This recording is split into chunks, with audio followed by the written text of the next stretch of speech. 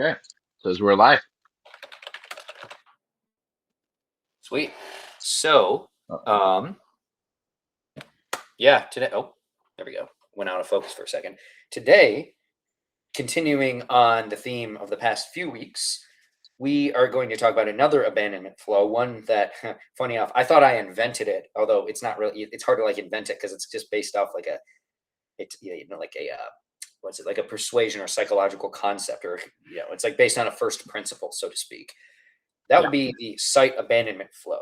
So again, I first accidentally invented or like engineered from first principles this flow because I found that other people invented it independently by realizing I'm gonna tell the story first and then explain what it is because I think this helps set the stage. So I was working with a meal kit brand, and the way, technically speaking, that their offer, checkout, whatever, like buyer flow kind of ordering process is set up is there was no like browse abandon, because especially on this was before we re-engineered their offer to have like meal kit names on the front rather than just customize your own. But there was no browse abandon stage. There's no browse stage. It was, you are putting together your kit and then there's a checkout abandon, basically. So I thought, what if we apply the same concept of browse abandonment, but since the whole site is like the product page, because their homepage is where you start putting all the meal stuff together, what if we made it for site wide?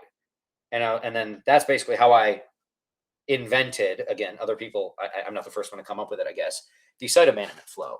And so what it is when people land on your site in general and don't move up the chain to the next action, this is the flow that would trigger. And I want to specify, it's not just if they do it once, because otherwise, someone who just clicks on your site for 3 seconds and leaves, they're not interested. It's for people who have repeatedly shown interest in your site, but have not even got to the products. So, because if they get to a product, that's browse abandonment. So these are people who, they're even less, like, at least with the browsing product, they've had the smallest micro commitment to viewing the product. These are people who haven't even like got there yet. They are, I'm trying to think of the right way to describe it. It's not the biggest moneymaker flow, we'll say, but it's for people who, if they've repeatedly shown up on your website, they may be confused about something or not sure about the brand in general. So you zoom out even more from the browse abandonment. They're just not sure about the brand, basically. And the goal of the site abandonment flow is to not really sell very hard, although you do somewhere maybe promote your products, generally speaking, but it's to show them around. It's to show them who you are as a brand, more so than say, buy this specific product, or you forgot about this specific thing, or, it's I don't know how to, I don't know if I always try to think of like real world analogies to make this, like a brick and mortar store. It'd be like, I don't know, I guess if you're like walking by the store a bunch of times and someone was like from the store, like, hey, do you have any questions why you keep walking by, or something like that? Like, I guess that's not as realistic, but it's kind of like that. It's like they need help navigating, or they have questions about who the brand is in general, or they maybe they keep landing on the site and they're too busy to actually do anything. So they click on a site once a day for the past 3 days or something. And the site abandonment flow helps hook them in, meet them where they are, hook them in, and show them around, and kind of lightly push them to the next stage, which would be getting them towards your products. Not saying get this specific product, but it might be like, hey, here's broadly the types of problems we solve, like, product categories, like, if it's a supplement brand, here's the, we have supplements for this, we have supplements for this, we have supplements for this. So that's basically the gist of what the site abandonment flow is. And as we, go further into our inside the inbox here, we can talk more specifically about the kinds of emails, or the kinds of, generally speaking, the kinds of content you might find in one of those, and other ways you can modify this flow. Yeah, that's all solid. My first question, because I've never implemented one of these myself. This is outside of my realm and my knowledge. When people are landing on the site, are they landing on the site because they clicked on an email, or because they just typed on the website, or typed in the website address and then they landed? So I've gotten this question before when I posted about this on LinkedIn. I've had someone ask, well, how are you emailing them if they're just landing on your site? And obviously the answer to that is you have their email and they've opted into email marketing. So somehow, some way, they have, you have their email. It is possible that someone has gone through like the entire welcome flow or something like that, or if you don't have welcome flow perhaps, or something like this, and they haven't bought yet, and maybe it's been a while, and then they come back to your site a few times. Or like, actually, I believe for the meal kit brand I was talking about, we built one for new leads, so people who we somehow have their email but they never bought before, and one for returning customers who visited the site a bunch of times. So you can also customize it depending on who it is. Okay. So if it's a return customer, the language isn't going to be like Yeah. introducing them to the brand because there was already have a product, but you might shift a little more towards like, are you exploring other things? Here's the other things we can do. And if you're able to like personalize based on data, like, okay, they bought from this category, we might want to not really emphasize that category. Maybe this is an opportunity to like gently lead towards a cross sell or something like that. But so they can come in through that way, because like if someone buys from you and they opt into email marketing as part of that process, you know, it's valid to send them a site abandonment flow. You do have to be careful, obviously, like if people don't want it and then you're sending them this, they visit the site a few times and then suddenly they're getting a flow, they might, there might be issues there. But and like I said, it should be if they visit repeatedly. So you ultimately do have to have their email address, but you don't want to just fire it off to literally everyone who lands on the site once. Yes. It's addressing those people who have repeatedly shown interest in the site. So you do have to have their email address, and that means they've gotten on your list either through some opt-in or through buying and opting in. So yeah, and I will say again, because of that, and because of the stage it's at, it may not be your biggest moneymaker flow, but they don't have to be super long. Like they're not as hard. Like they're not as like intensive to like write and implement as like a welcome flow, or even like an abandoned cart or checkout where you want to spend a lot of time diffusing objections. I usually would say like for site abandonment flows, no more than 5 emails maximum. I would say even that is kind of stretching it. And yeah, so that is a good question, because people are like, well, if they're just landing on your site, like how do you contact them? You don't have their email, and obviously you do have their email, and if you don't, Yeah. then you don't reach them. So yeah, and so like I said, it can be for new leads, existing customers. Heck, if you want to, you could probably personalize one for VIPs who are visiting a bunch of times, because that's going to be different than just like some guy who bought once. Some guy versus some guy who bought like 10 times and has spent tens of thousands of dollars with you, perhaps. You could still do a site abandonment like branch for them, and the messaging would just be tailored towards some whatever issues, objections, hesitations they have at that point. So yeah. Okay. Okay. So like when you write the emails, like for example, the way I usually do sequences, I've kind of templated out what emails happen in which sequence and then just use those. Now, are you still sending the same kind of emails? You're just changing the voice and kind of like what you're talking about specifically What do you mean? in each. So let's say it's like a problem solution kind of style template that you're using. Would you just use a little bit more direct language like you already know them, like Oh, more personality based, and then less personality based, the less they're down the chain kind of thing?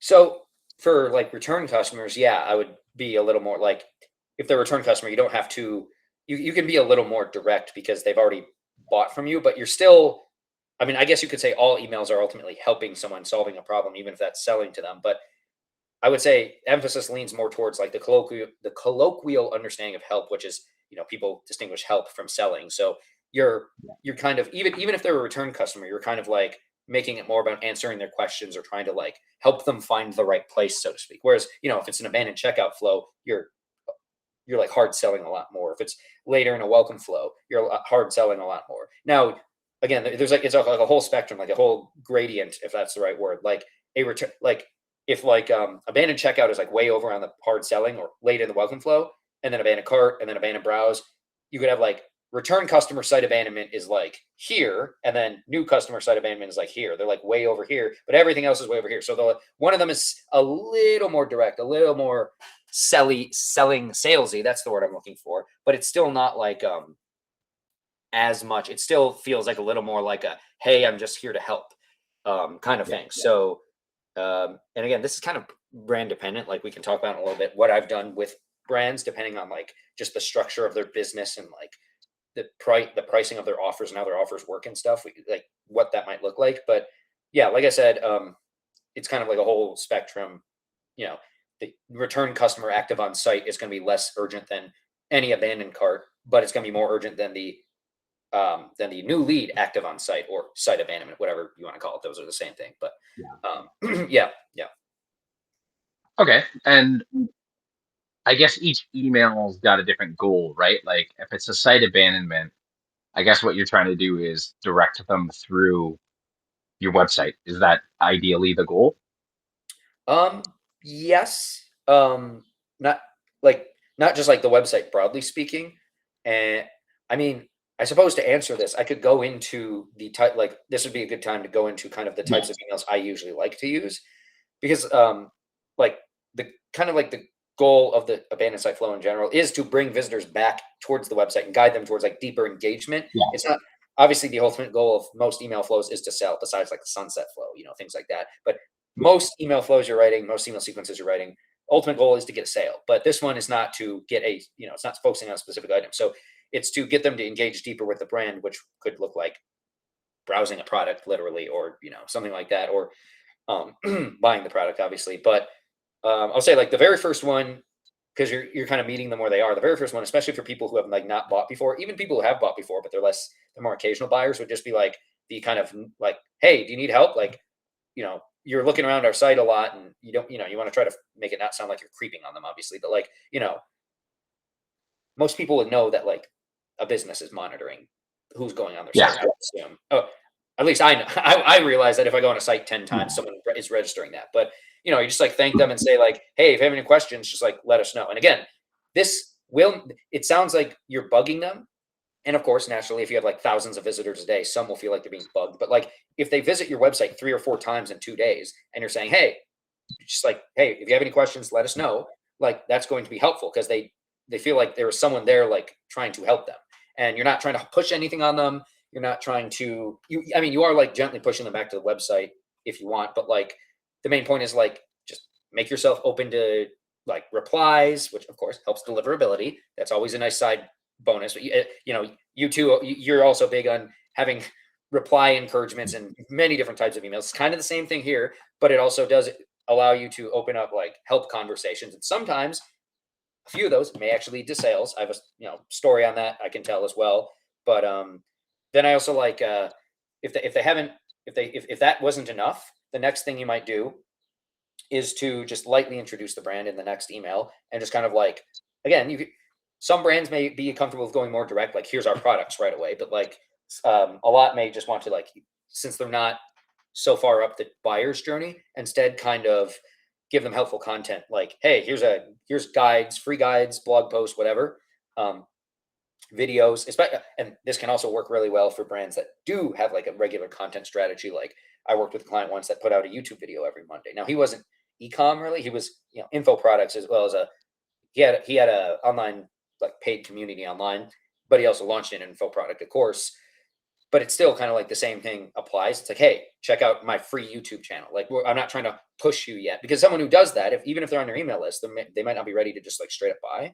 So Yeah. pushing them to content. Then, as you progress deeper, again, as you go deeper and deeper into any flow, you're kind of moving towards a more closer to the sale kind of action, I guess. So I like to, hey, we're not going to push a specific product on you, but like here's our product categories. And you don't just say like here's our categories, you're like here are the problems we solve, right? Like again, going back to the supplement brand, it's like we help people, we have this category of products to help people lose weight or something. We have this category of products to help people who are struggling to get sleep, sleep better or something like that, kind of just routing them the right way. And based on those clicks, of course, you can gather helpful segmentation data as well.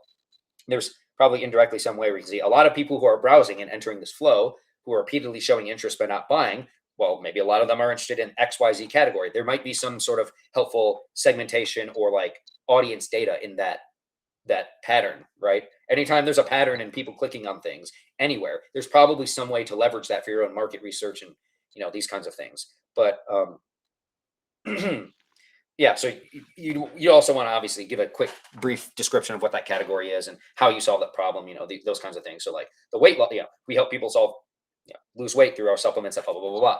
So from there, you're just this email, the next email, you can include it.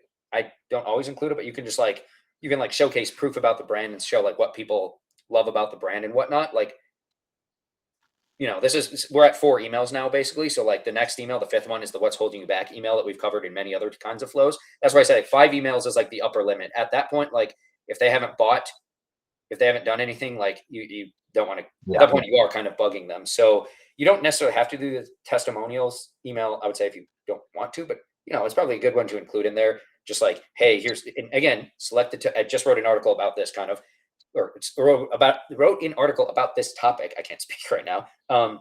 Using testimonials selectively based on the stage that they're in. So in this, at this stage, it'd be more about the brand and just more general things, not like, like shipping or logistics or anything like that. That's probably not the question I have. And then, yeah, the fifth one, what's holding you back?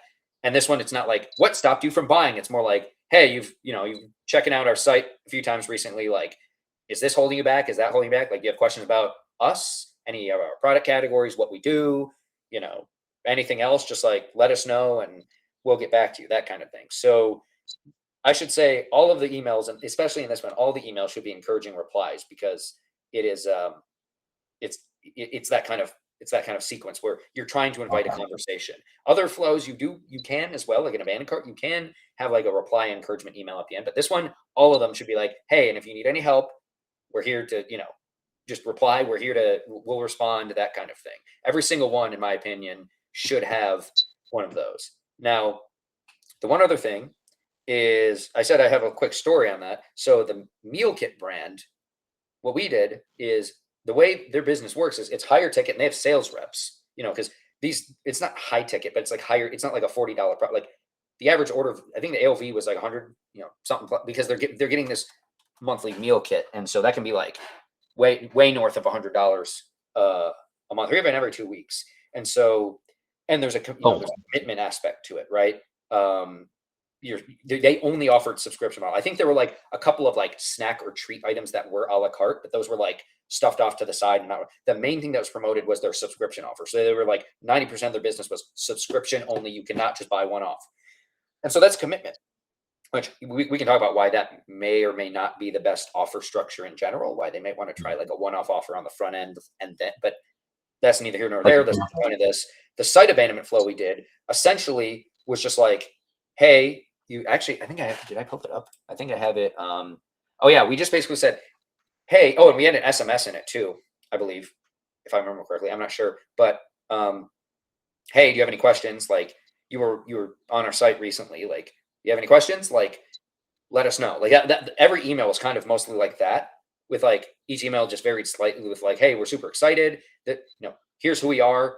Hey, you have any questions? Let us know. And the way this brand worked is, when people replied, they had different sales reps handle like different channels. Like the new leads, there was one sales rep that handled like new leads. There's one sales rep that handled like return customers. And I think there were like, or a few per each one. And so the whole point of the flow was not even necessarily to show them around the site. It was just to get them into a conversation with the sales rep.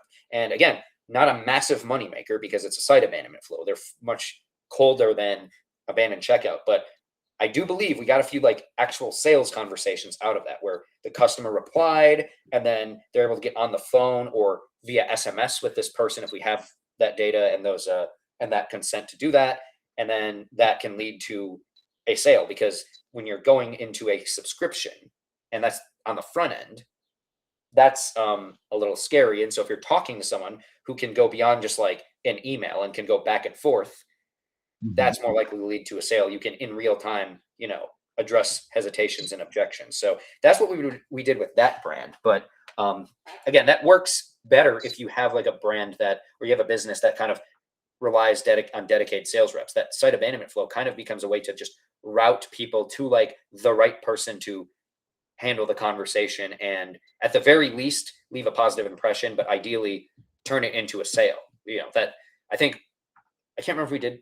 I can't remember if we did the flow for this golf sim brand that, their lowest end product was like a few $100s, and then they went up to like, $20,000 golf sim setups. It's like, you're not going to sell any of those in a site abandonment flow at all, ever. Like, no one's going to, I mean, maybe you get like, maybe Tiger Woods is on there or something. I don't know. Like, or you have like, some multi tens of millions millionaire guy who is willing to just drop like $1,000 on a golf sim without thinking about it. But Not necessarily. So what we did was, again, route them to one of the sales reps, because that their business work, they told us that most of their sales came from one-on-one conversations with people. So the site abandonment flow is like, hey, you keep checking out our site, speak to an actual rep, boom, and then sales conversation. So there was a lot there I just went over, but I think I think I've shown kind of I guess the contents, the makeup, the Yeah, skeleton of a site abandonment flow and what it really does. yeah. I from what it sounds like, this is less of a like it's obviously geared towards helping make sales at a later date, but this is more of a rapport building Yeah, sequence, yeah, right? So like you're teaching them more about the brand, what you have to offer, and also if they're replying, that they're actually going to get replies back. Because I've even had that on my own email list, right on my welcome email. I always tell people, hey, reply, or tell you what, if you reply, I'll even throw in this extra bonus, right? A lot of people, I guess, are under the impression because there's a lot of online marketers that are like, let's just be honest, they're assholes. Um, where they'll say, hey, reply to this email to let me know. I'll read this, but I can't guarantee I'll reply, blah, blah, blah, blah, blah, right? Just basically saying that their time's more valuable than your own. So anytime somebody's ever replied to my emails, I always reply back. yep, same. And I've legitimately had people say, "Oh my God, you actually reply," and I'm like, "Well, yeah, like like right in my welcome email it says I read and reply to all emails, right?" So yeah, I think this is also something that allows you to stand out because I don't see a lot of other brands doing this either, right? Because like I know I'm on a lot of email lists, and I've gone on people's websites that I know I'm on their list, and I don't get anything like this. So helping guide them through even navigating the website, like, hey, did you get lost? Right? Like that would be like an email subject line I would use on something like this. Yeah, Something along those lines to be like, hey, in case you're having issues, like if you know the layout of your website, you could say, if you hit this tab, here's what you'll find, and blah blah blah. Here's how to navigate it. Like it could be that simple. Um, Maybe that's a little boring, but I think something like that could be helpful, maybe. But yeah, I think from what it sounds like, this is more of a brand slash product awareness and building rapport, so people, and it's a little bit of world building too, right? yeah. Because you're like showing the people that like they're protected in a way, like, hey, we're here for you, we're looking out. If you have any questions, reach out to us, and then you're actually doing that. You're gonna easily stand out nowadays, especially when everybody's automating everything. Like I know a fair amount of online coaches now that I know for a fact that they're using AI to even take care of their replies on their emails now, where like you hit a reply and then it's like an almost immediate response that's canned, and you're just like, I know the way you talk. I've been reading your writing for 5 years. Like that to me, that's a turnoff. I don't know how anybody else feels about it, but I think the more people use AI, the more the human touch is gonna just stand out. And I know there's a lot of people that probably don't agree with that, but um, yeah, what stands out gets noticed, right? Mhm. On the AI point, real quick, I bet if there was like an auto, well, like people have been using like auto replies forever. If it was an auto reply where then someone actually got back to you, that's happened to me before. I emailed a brand and they instantly sent me an auto reply, but within like 3 or 4 hours, an actual person got back to me. So if they're like using an AI agent that like custom and that they don't disclose it, that's the thing. Just to go off on a little tangent. If you use it, I think there should be probably some sort of rule. I don't know how I feel about government regulation of stuff, but if there is going to be something, some sort of disclosure requirement, it would be if you're using an AI agent because that actually spoofs a human. But if you're just using an LLM to assemble a bunch of words and then you use your human mind to determine that you shouldn't have to disclose that. You're not forced to disclose that you use Grammarly. Grammarly will edit your text for you, right? So before AI. So I've heard people say like we should require, the FTC should be required, or is it the FTC or FCC? I always get those mixed up, but it's probably the Yeah, FCC, I guess, but it's one of those. Well, in America, you're in Canada, so you have a different organization, but yeah, probably a different. I don't know what it's called, but in America, it's either the FTC or the FCC, trade or communications. Either way, they regulate a bunch of different types of business communications. I've had people say if you use an LLM, you should be required to like disclose that you're using it. It's like, okay, well, should you be required to use that? disclose you use Grammarly. Grammarly, you can have it go and like edit like 50% of your text, just like accepting all the recommendations. But you have to Yeah. disclose that. That's And, basically. and then when it's done, it'll tell you to re-edit it the way you Oh yeah, originally had it'll do that too, it. which is funny. That tool is not always the best. But an LLM is Okay. just more. It's like it's the same almost in substance, but the degree is turned up to where Yeah. I'm So still annoying. going through and editing it, so I shouldn't have to disclose that I'm using a tool. If it's an AI agent that's pretending like it's a person that's actually in real time writing and responding, Yeah. that's different Yeah. because that's a AI agent pretending to be a person, not a person using a tool that ultimately they have to pull the output from the tool and rearrange it. But that's a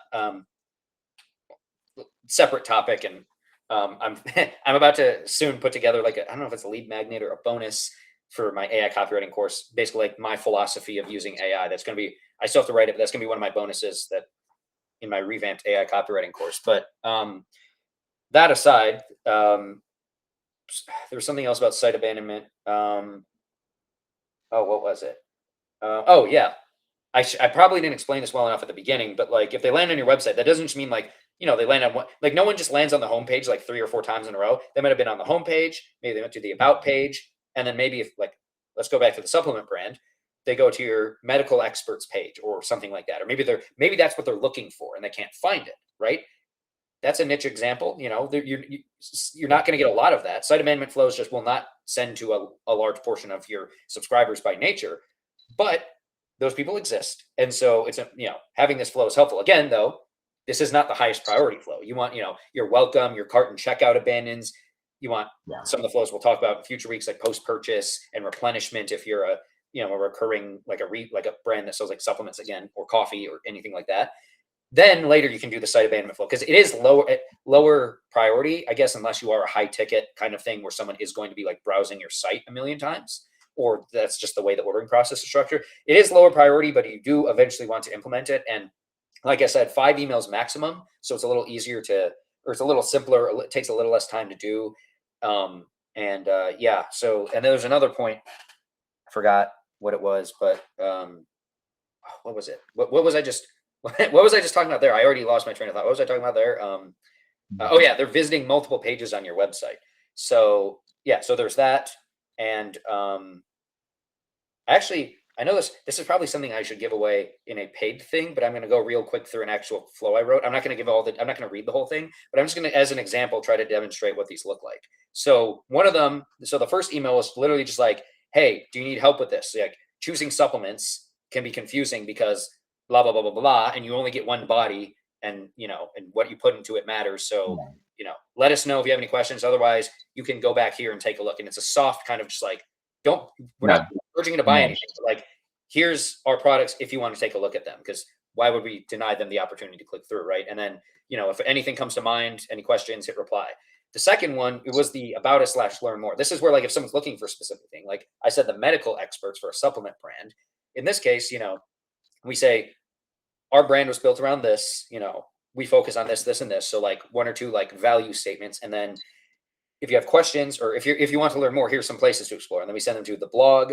We have a page. This brand has a page of like, it's like a team of like, oh, I didn't write the number down. I think it's like 9 or 10 like doctors from various different fields that they work with to like help formulate, and check the formulation of the products and all that stuff, a quality and testing standards page and an FAQs page. So we're like, here is all like, if you have any questions or concerns about anything, here's probably where you want to go. This place, this place, this place, or this place. Otherwise, you can check out our products here, but we're not saying go buy now. We're saying, here's the stuff we offer.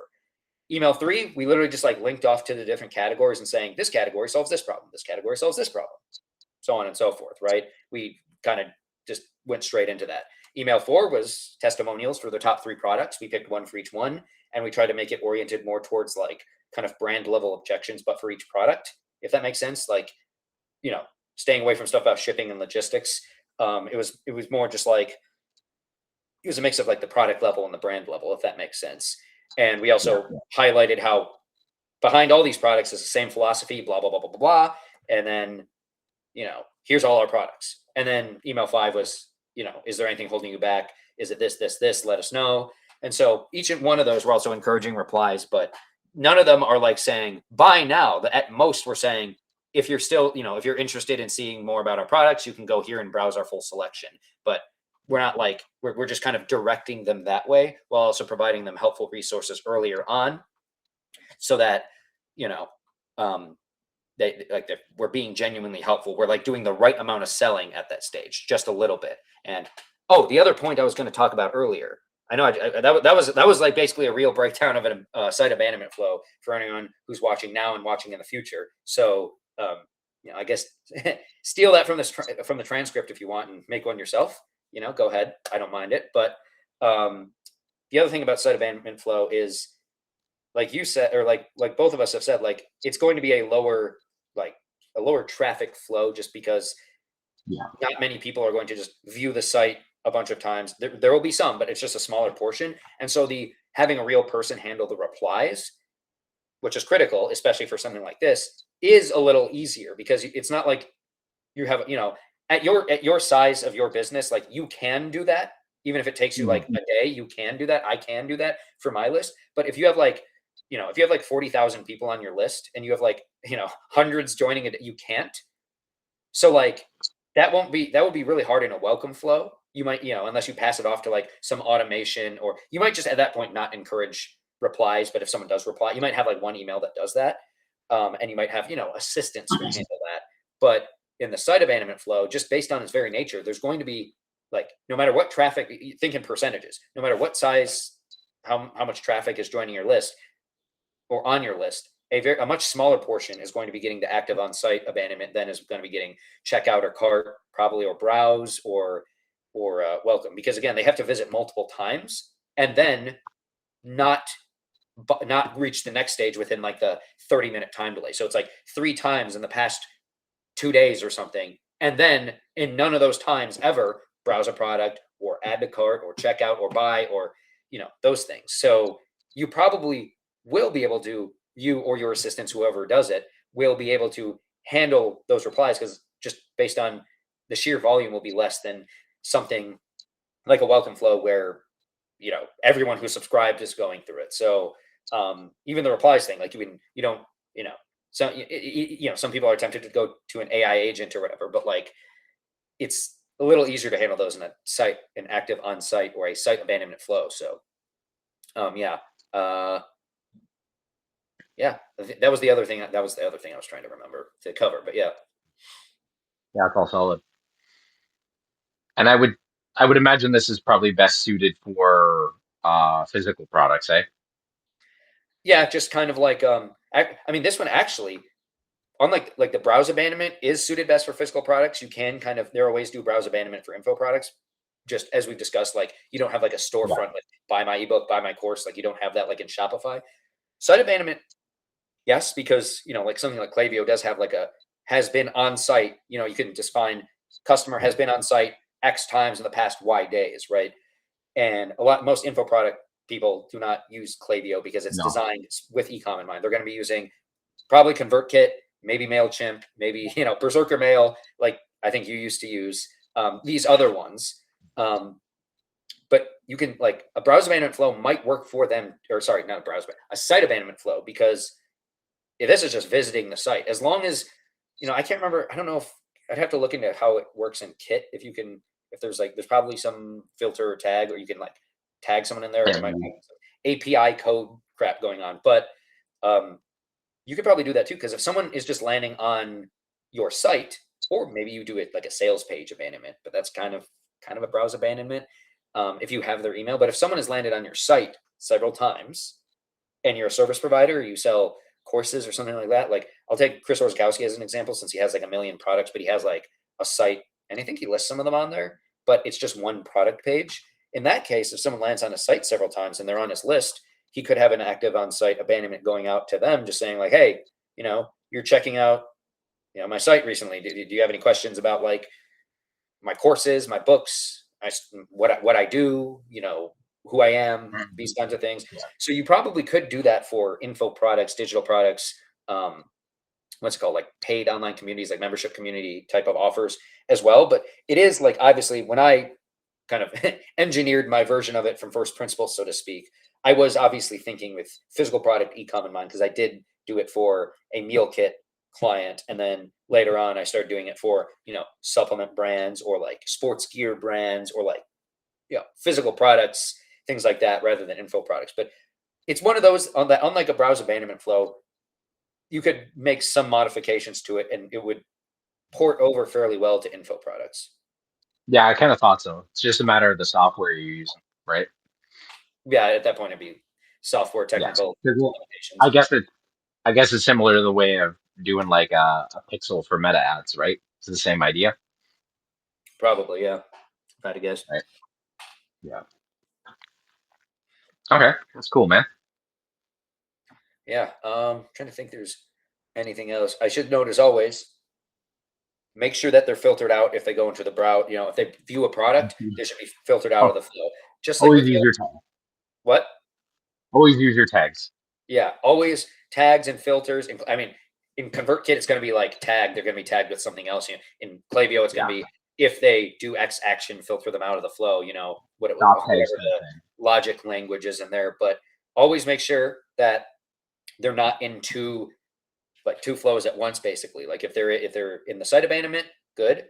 If they view a product, because you probably have a browse abandonment flow at this point because it is higher priority, make sure that they're the active on site has a filter to pull them out of that so that they're not getting both, obviously, because for one, it's confusing, it overwhelms them, Then it you're dilutes bugging the people. message, and it also is not addressing the active on site abandonment flow is no longer addressing the most relevant, pressing objections, hesitations, problems, questions, all that stuff that is in their head that are in their head. So um, always, I'm going to keep emphasizing that. We've had problems with brands before where like the flows were so complicated because the way their categories were set up in Shopify that you had to do like make sure that is not this. We had like a million things, and at one point, like we've had a few people that were getting like two different types of post purchase flows at once, or like a post purchase and like the welcome sequence at once because some filter thing went wrong. So that's also a call to make sure that your Shopify categories are not a giant mess.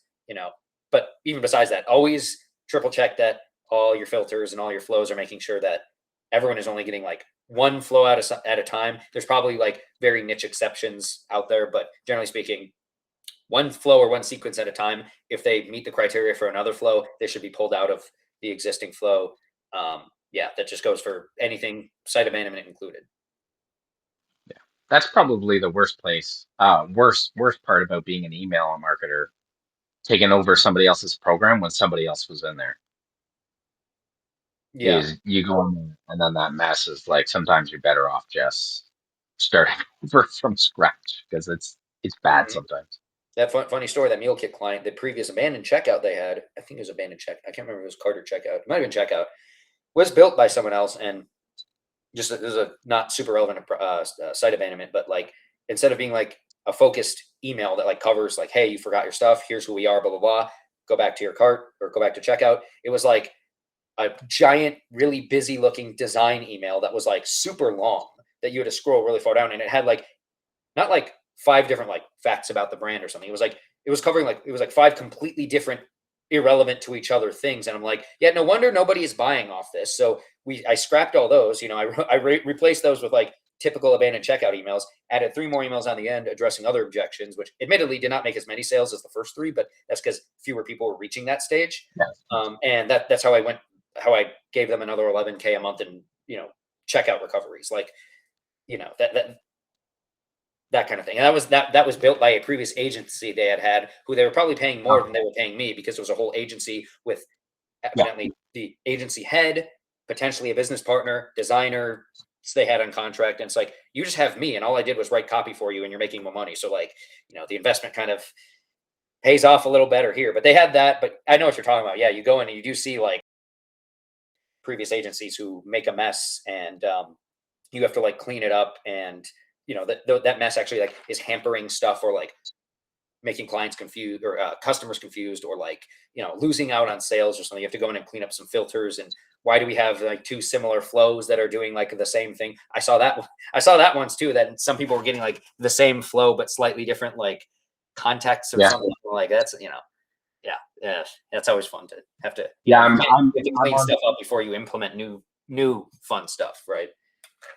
yeah, I'm on somebody's list right now where that's what's going on is they had like a master class this past weekend that I signed up for, but I also took a few of the upsells, and I'm getting about 4 emails a day right now because I'm getting a different email for each upsell plus the masterclass stuff, and all the emails are basically identical. And I'm like, I should probably reach out to them. I just don't have the bandwidth for it right now. But like, hey, dude, heads up. Oops. Yeah. Yeah. um, Well. yeah, I don't know if there's anything else. I'm trying to think. I'm trying to make sure we leave no stone unturned here. Oh, one last thing, I suppose. We should address this with like basically every abandonment flow, and I think we have done that. Discounts. I would generally say no discounts here because again, this is No. not if someone's at checkout and they're a first-time customer, again, abandoned checkout. If you have to bite the bullet and give a discount there because you're confident you can make it up on the back end because your retention is dialed in, you got your post-purchase win back replenishment, you're mailing regularly, all that stuff. Then in an abandoned checkout, it might make sense to take that, that one-time loss as long as that doesn't you're not setting the expectation later on with repeated discounts on the back end, right? But an abandoned site flow, this is like someone walking by your store and you running out and saying, take 15% off to that might be helpful if you're just generally promoting to your list, but like you should try to like just get them into the brand and buy at full price first. Like you don't want to discounts are okay to use in certain contexts on the front end because it's all about getting buyers, not making you don't want to like profit isn't necessarily the most important thing on the front end. Usually it's getting buyers. Buyers lead to profit. Leads don't necessarily lead to profit. Buyers do. Buyers are people who've already bought, right? They're easier to sell to at full price, easier to keep around and buy repeatedly. So the site abandonment flow, I have, I think once or twice used discounts. I think it was for that meal kit brand. And this honestly was I was earlier in my career when I was working on this meal kit brand. So like it was something I had tested and I decided later on that discounts in these flows are not as effective.